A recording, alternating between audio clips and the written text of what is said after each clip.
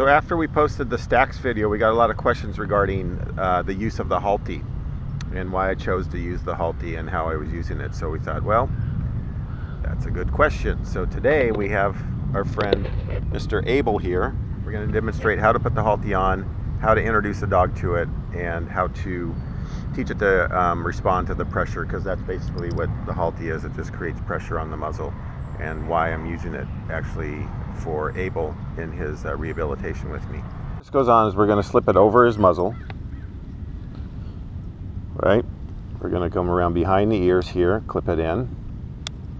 Then you're going to adjust this strap back here as snug as you can get it, like that. Pretty cool.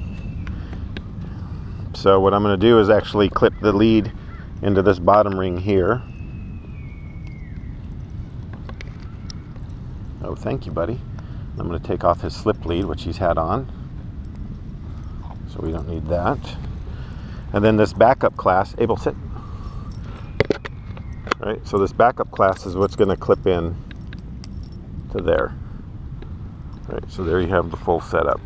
So even if he came out of this Halti rig here, he's still clipped into his collar, so you have a little safety clip here. Right, so we're going to take him out and kind of introduce him to it. So the way these work is that if I pull up here, I put pressure on this muzzle, or if he goes this direction, I put pressure when he brakes and he comes this direction, and I relax the pressure. Ooh, I relax the pressure. I relax the pressure. So let's take him out and work him.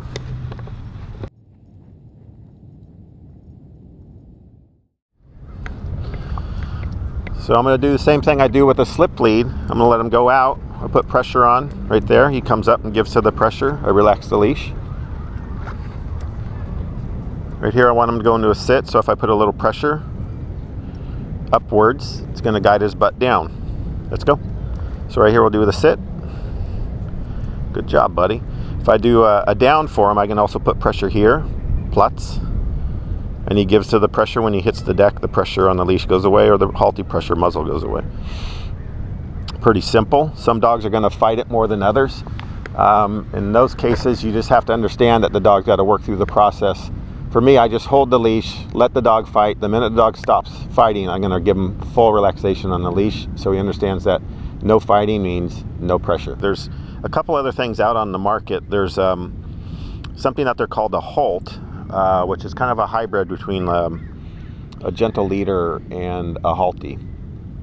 And basically it still has this backup clasp down here, and it also has a little, hey buddy, just like the gentle leader, it has a little cam lock right here that you can slide up and eliminate as much muzzle space as you need to. So sometimes when you have a dog that's like a tweener, is in between, the Halt's like a good option, because you can slide that cam lock up and take away some of the excess space in the muzzle. The gentle leader, not a fan of.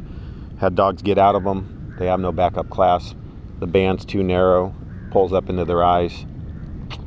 No go. Halt or Halti, those are the two. The other thing you got to be very concerned about when you're using the Halti is that you don't allow the dog to have a ton of leash. This is a 6-foot lead, so we don't want him to have a ton of leash that if he's reactive or he ends up bolting and heading out towards a dog or towards a person, you don't want this much momentum to build, so it actually torques his neck around, because that can actually not be a good thing.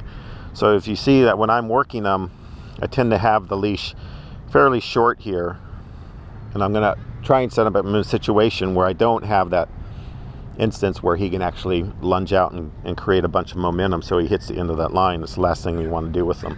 So never use them when you're working a dog on a long line. Plutz. Good job, buddy. So long line's a big no-no, because if they take off bolting, then they can hit the end of the long line, and that can be detrimental to creating neck issue and vertebrae issues.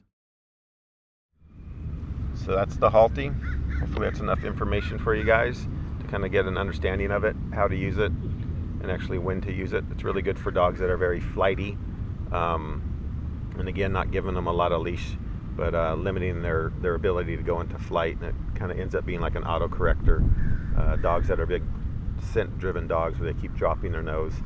Again, it's a great tool for that. Dogs that have redirected on the handler, great tool for that. So if I have a dog that's been known to redirect, I'm going to stick him in one of these so I can actually block the redirect, but I can also correct it too. So a lot of uses for it. Suggest going out and trying it and just getting familiar with it, so you never know when you might need it. Now you'll know. Right, Abel?